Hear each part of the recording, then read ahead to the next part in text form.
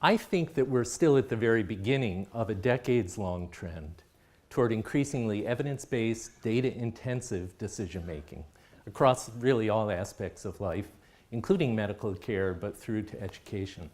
And machine learning applied to big data is what's driving this trend. One of the interesting developments in machine learning is a new class of software agent that learns continuously. For example, at Carnegie Mellon, we've developed our never-ending language learner, NEL, which is learning to read the web. And NEL has been learning now continuously for 5 years, improving its reading skills weekly, and now building up a collection of 100 million beliefs that it has read from the web. Beyond reading, NEL is also now learning to reason, to infer new beliefs that it hasn't read before. Those beliefs are inferred by rules that it has learned, hundreds of thousands of them, including one that says, for example, if some athlete plays on Team T and Team T plays Sport S, that athlete probably plays Sport S. So NEL is one example of this new kind of continuous learning system that requires only limited human input. A second example, also from Carnegie Mellon, is our never-ending image learner, MEAL, which is continuously learning to analyze images that it finds on the web. Now, recently, MEAL and NEL have begun to routinely communicate so that they now form a team of learning agents with complementary expertise. So how will we apply machine learning to health data? Some suggest that we should form a global database with all the world's medical data and then analyze it. But I think not. I think privacy issues and competition among organizations make a single global database impractical. And instead, I think we may see the development of many never-ending learning agents specializing on different patients, diseases, hospitals. Like NEL and NEAL, these agents will learn continuously and collaborate. One class of agents will focus on patients. Each of us will have our own personal assistant that tracks our medical history throughout our lifetime.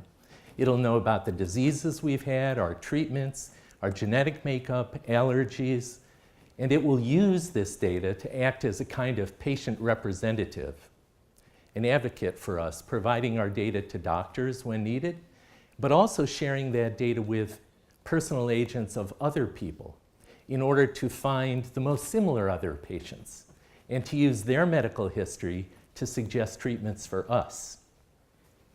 So as a second kind of agent, we will also have agents that focus on diseases.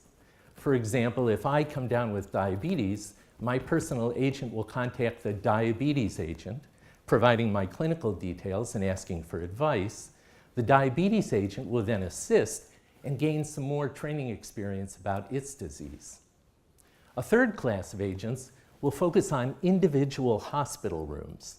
It will use sensors like cameras, microphones, patient monitoring equipment to build up a model of exactly what are the routine things that go on in that room.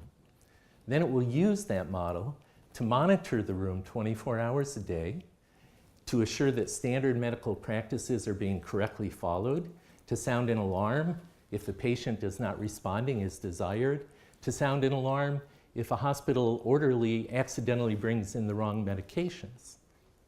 So just think of the collection of experience that these different agents will collect over the 24-hour-a-day operation. They'll actually collect more experience than a human nurse and doctor could ever in a 100-year career. And they will be the most experienced agents in our healthcare system. So the challenge for us is to find a way to convert this growing volume of medical data into improved medical care. Some suggest a global medical database, but privacy, trust, and national boundaries raise roadblocks. Instead, I propose to you that we may have a better solution with a collection of learning agents. They can deal with the privacy issue in a way that we already deal with it in the medical system. Each agent sees only the data that it needs to do its job. And as these agents learn from that experience, they can provide doctors and nurses with more informed advice, which allows them to provide us with more effective medical care. Thank you.